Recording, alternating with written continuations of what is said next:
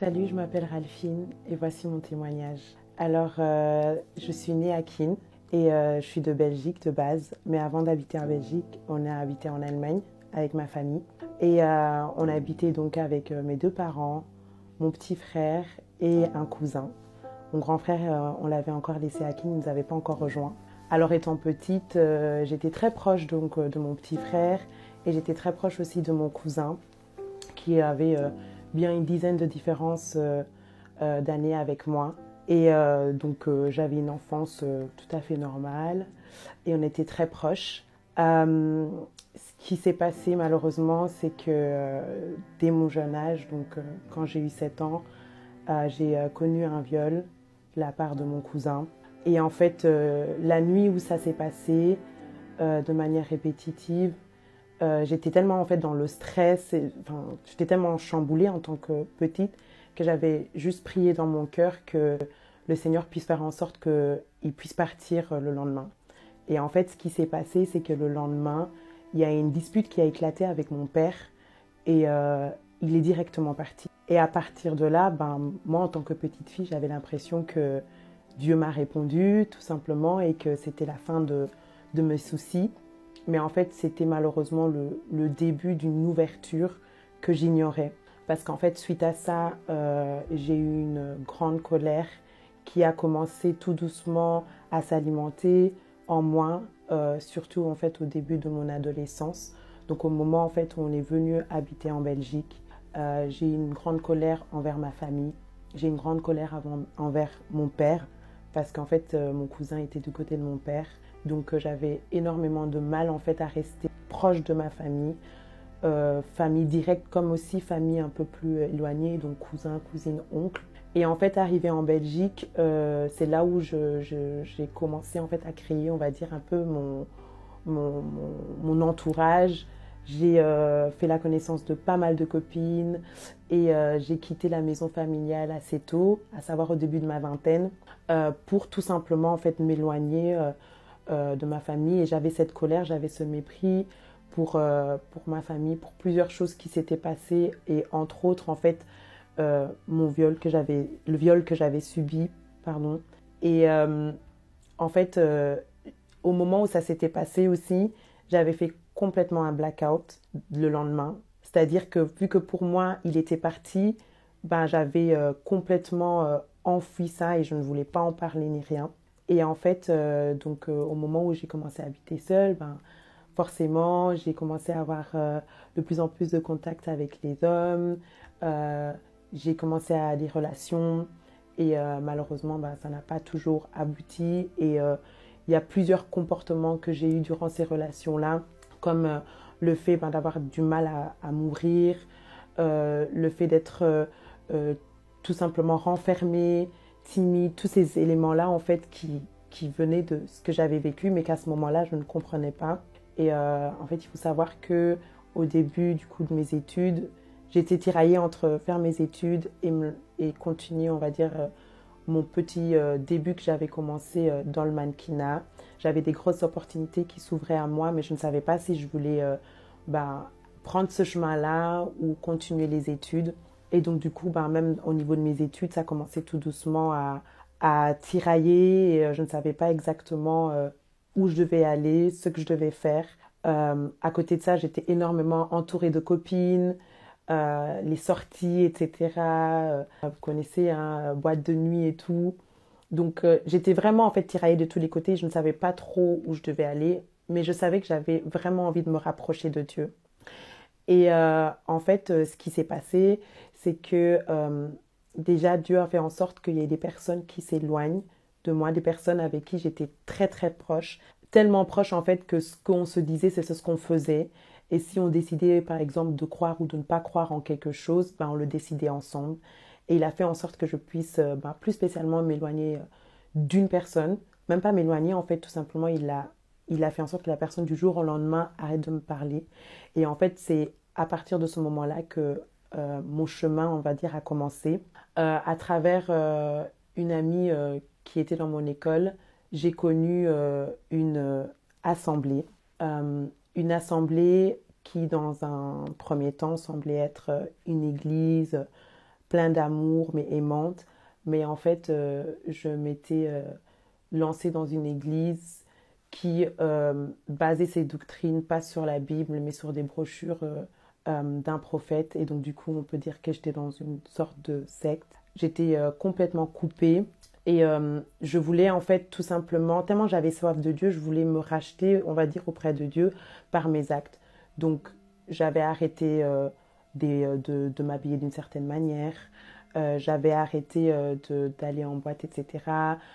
J'avais arrêté beaucoup de choses, j'avais décidé de ne plus faire du mannequinat, je décidais de ne plus regarder des séries Netflix. J'étais vraiment en fait complètement coupée et j'écoutais que en fait les prédications de ce prophète-là et je lisais que ces brochures-là. J'étais complètement fermée en fait. Et à côté de ça, ben, mes études, j'étais beaucoup combattue pendant mes études. C'était très très compliqué. Et en fait, à force de vouloir chercher à plaire à Dieu par des actions que je ne comprenais pas, mais que je faisais juste parce que on me disait que c'est comme ça qu'on pouvait aller au paradis, j'ai fini par tout simplement lâcher prise.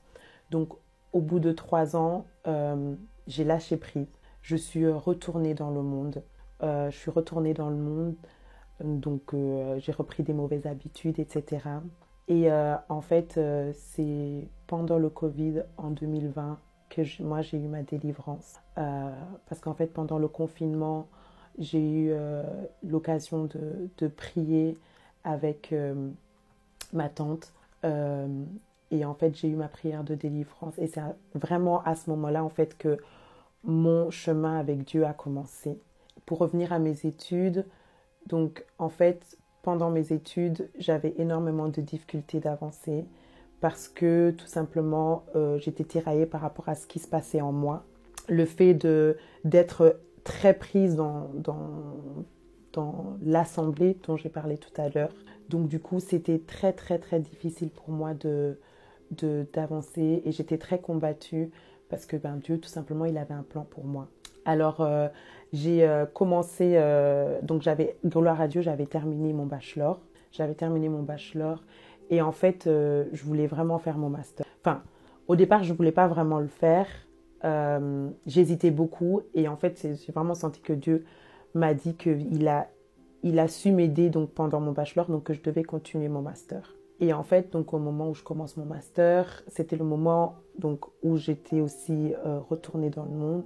Et au moment où j'ai ma délivrance, c'était ma dernière année de master. Et en fait, ma dernière année, c'était très compliqué parce que j'avais plus d'alternance. À cause du Covid, on ne voulait pas me renouveler mon alternance. Du coup, je devais trouver une alternance. Mon master, je le faisais à Paris.